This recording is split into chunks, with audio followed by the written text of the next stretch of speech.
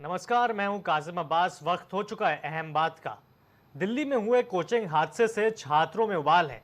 3 students की मौत के बाद गुस्साए छात्रों ने करोल बाग मेट्रो स्टेशन के नीचे सड़क जाम कर दी। छात्र सड़क ही बैठे गए, जिससे पूरा ट्रैफिक जाम हो गया।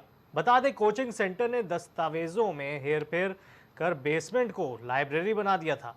क्या है पूरी टाइमलाइन, वो बताते हैं आपको। ये घटना शाम 6:35 पर हुई। बारिश का पानी अचानक राव आईएएस स्टडी सेंटर के बेसमेंट में भर जाता है।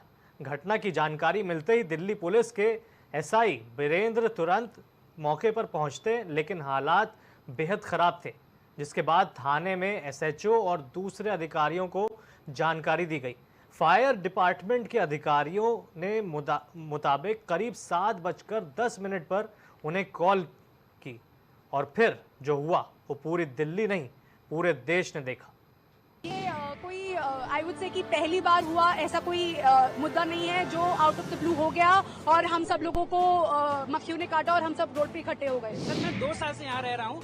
आधा घंटा बारिश होने पर सर घुटनों तक पानी आ जाता है और ये सब 2 सालों से लगातार हो रहा है। सर, आपदा वो होती है जो कभी कभार होती है, एक बार होती है। इस राहुल आईएएस के डायरेक्टर जो भी है वीपी गुप्ता, वो हमें चाहिए, कल सुबह तक चाहिए। सर, ये सरकार हर बार जब कोई त्रासदी होती है उस पर एक एसआईटी बन जाती है और उसके बाद वो जांच होती ही रहती है। सर, दिल्ली में शनिवार शाम को हुई बारिश की वजह से ओल्ड राजेंद्र नगर के राउज आईएएस कोचिंग सेंटर के बेसमेंट में पानी भर गया। जल भराव के कारण 3 स्टूडेंट्स की डूबने से मौत हो गई। पुलिस ने बताया कि शाम 7 बजे सूचना मिलने के बाद एनडीआरएफ को बुलाया गया। देर रात को 3 स्टूडेंट्स के शव और 14 छात्रों को सुरक्षित निकाला गया।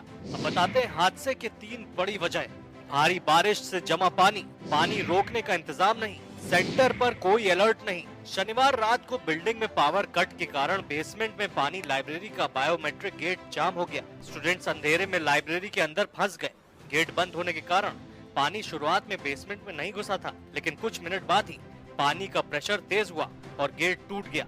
गेट टूटने के बाद पानी तेजी से बेसमेंट में भरने लगा। चश्मदीद ने बताया कि बहाव इतना तेज था कि सीढ़ियां चढ़ना मुश्किल हो रहा था। कुछ सेकंड में ही घुटनों तक पानी भर गया। ऐसे में स्टूडेंट्स बेंच पर खड़े हो गए। महज 2-3 मिनट में ही पूरे बेसमेंट में 10-12 फीट पानी भर गया। बाद में बच्चों को बचाने के लिए रस्सियां फेंकी गईं, लेकिन पानी गंदा था, इसलिए रस्सी दिखाई नहीं दी। आपको बता दें कि इस पूरे मुद्दे को लेकर स्वाति मालेवाल जब पहुंची तो उनके खिलाफ छात्रों समेत सभी लोगों ने उनका विरोध किया। मैं उन दोनों लड़कियों से अभी उनके परिवार से मिली हूँ जिनकी कल मौत हुई है। उन दोनों परिवारों का रो रो के बुरा हाल है। उन दोनों बच्चियां बहुत कम उम्र की थी, एक 25 की थी, एक 24 की थी, और वो दोनों बच्चियां बड़ी मुश्किल से अपने परिवार में बहुत समस्या झेलकर दिल्ली आई थी और दिल्ली में वो यूपीएससी की तैयारी कर रही थी। जिस तरीके से कल उनकी मौत हुई है, मैं ये मानती हूँ कि ये कोई लापरवाही या डिजास्टर नहीं है, ये एक मर्डर है। राजनीति नहीं करने देंगे, राजनीति नहीं करने देंगे। वहीं मृतका श्रेया यादव के भाई ने लगाया प्रशासन पर बड़ा आरोप। प्रशासन शासन से ऐसे चलता रहेगा, ऐसे आप रहेंगे तो कैसे काम चलेगा? अपना बच्चा बाहर कैसे भेजेगा पढ़ने के लिए?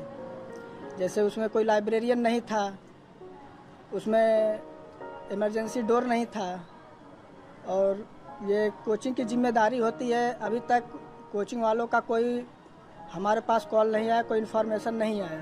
कैसे चलता रहेगा? जबकि दिल्ली में है कि आप बेसमेंट में कंस्ट्रक्शन नहीं करवा सकते हैं। ये प्रशासन कैसे बेसमेंट बनवा के उसमें कोचिंग भी चला रहे हैं? 3-3, 4-4 साल हो जा रहे हैं, प्रशासन को अभी कोई खबर ही नहीं है। दिल्ली की मेयर शैली ओब्रॉय ने हादसे को लेकर क्या बोला, ये सुनते हैं। देखिए, कल एक बहुत ही दुखद घटना हुई। राजेंद्र नगर के कोचिंग सेंटर की बेसमेंट में पानी भर गया और कुछ बच्चे ट्रैप हो गए।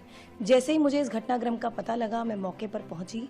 वहां पर देखा कि एनडीआरएफ की टीम जो है ऑलरेडी रेस्क्यू ऑपरेशन कर रही थी, और ये सबसे दुख की बात है कि 3 बच्चों की मौत हो गई। प्रशासन इस लापरवाही पर कार्रवाई कर रहा है और बोला कि जिस भी कारण से ये हुआ, किसी को बख्शा नहीं जाएगा। This case is against the coaching institute, the management of the building, those who are responsible for the maintenance of the drains in that particular place, and against others whose roles will come in the investigation. So far, we have detained 2 persons who are the owner and coordinator of that coaching center, and we are carrying out the further investigation diligently. Nobody will be spared who is responsible for this incident. खबर पर हमारे साथ prime TV के reporter, वहां पे संवाददाता जुड़ रहे हैं। इस पूरी खबर के बारे में बताएंगे अभी तक क्या हुआ है, इस वक्त वहां का क्या हाल है राजेंद्र नगर का मेट्रो स्टेशन का, जहां सुबह से हम देख रहे हैं कि वहां पर तमाम प्रोटेस्ट हो रहे हैं, तमाम नेता वहां पर पहुंच रहे हैं। अभी क्या सूरत हाल है इरशाद? जी सर, अगर बात करें राजेंद्र नगर की, जहां इस कोचिंग सेंटर में ये बड़ा हादसा हुआ है और गंभीर रूप से 3 छात्रों की मौत हुई है, जिसमें एक छात्र है, 2 छात्राएं हैं। आपको बता दें कि राजनीति भी यहाँ पर गरमा रही है। कहीं ना कहीं भाजपा के जो कार्यकर्ता है वो पहुंचे हैं, जो लगातार दिल्ली सरकार पर, दिल्ली एमसीडी पर उंगलियां उठा रहे हैं, और इसी के साथ वहां पर एनएसयूआई के भी स्टूडेंट पहुंचे थे, जिनको छात्रों ने भगा दिया और कह दिया कि हमें आपकी जरूरत नहीं है। कहीं ना कहीं मामला बहुत गंभीर है, जिस पर पिछले 2 महीने पहले से जो निकट के लोग हैं वो भी एमसीडी को कह रहे थे कि नाले की सफाइयां करवाई जाएं, वरना जो पानी है ये उबाल मार कर बाहर आता है, जो कि सोसाइटी में जाता है, जो कि इंस्टीट्यूट में जाता है, वही दोबारा यहाँ देखने को मिला। पहले भी अगर बात करें पिछली साल की, तो पिछले साल भी इन्हीं कोचिंग सेंटरों में पानी गया था, लेकिन वहां पर हालात को काबू कर लिया गया था। लेकिन इस बार की जो घटना है, जिस घटना के कारण 3 छात्रों की मौत हुई है, ये बेहद ही दुखद है, जिसका कहीं ना कहीं कारण बिल्कुल इरशाद ये बताइए कि वहां, जी बिल्कुल इरशाद ये बताइए, वहां पर तमाम स्टूडेंट्स यूनियन मौजूद है, सीवाई, वो जो एनएसयूआई है, एबीवीपी है, और तमाम आइसा वगैरह सब होंगे, लेकिन स्टूडेंट्स सुबह से वहां पर विरोध प्रदर्शन कर रहे हैं। अभी तक सरकार ने क्या कोई कदम उठाया, ये सबसे बड़ा सवाल है इरशाद। लगातार वहाँ पर जारी है, क्योंकि छात्राओं की मांग भी है, क्योंकि जिन छात्रों को नुकसान हुआ उनकी लेकिन मांग है उनकी, लेकिन अभी तक कोई अधिकारी पुष्टि नहीं हुई है। सुबह अधिकारी पुष्टि होने की। जी बहुत बहुत धन्यवाद इरशाद अली, हमारे साथ पूरी ग्राउंड रिपोर्ट पर वहां पर मौजूद हैं संवाददाता प्राइम टीवी के, इस वक्त दिल्ली राजेंद्र नगर में। वहीं राजस्थान के विधानसभा में यूथ डिबेट में राजस्थान के तमाम कोचिंग सेंटरों की वजह से हो रहे सुसाइड और बच्चों के मेंटल हेल्थ के मुद्दे को लेकर बहस की। आइए सुनते हैं। जिसका हाथ है उन्हें हम कुछ नहीं बोलते। कोचिंग सेंटर्स, जी हाँ coaching centres. In spite of knowing the error in the functionality of these coaching centers, we do not say against anything. महोदया, भारतवर्ष में आज़ादी के पश्चात धर्म और शिक्षा के व्यवसायीकरण हो गया है। शिक्षा अगर दान देने की वस्तु है तो उसका व्यवसायीकरण क्यों? कोचिंग इंस्टीट्यूट्स की अलग सेंटर्स में अलग फीस क्यों? The classes in these coaching centers have been divided on the basis of the students' intelligence level. Brilliant students have been taught by excellent faculties and receive concession in their fees, whereas the average students are taught by average faculties and have to pay higher fees. ऐसा भेदभाव क्यों? Of the house. Even today we witness instances where individuals have to give up their potential akin to Eklavya's sacrifice. But this time it's due to organizational corruption, biased schemes, paper leaks and the mishandling of laws by modern day Dronacharyas.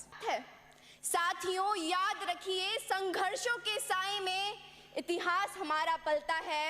जिस और जवानी चलती है उस और जमाना चलता है। हमें जरूरत है मजबूत नियम बनाने की, ताकि यह कोचिंग संस्थान पारदर्शी रूप से संचालित हो और छात्रों की भलाई को प्राथमिकता दें। जिसका वहीं समाजवादी पार्टी के अध्यक्ष अखिलेश यादव ने पार्टी के सीनियर नेता माता प्रसाद पांडे को नेता प्रतिपक्ष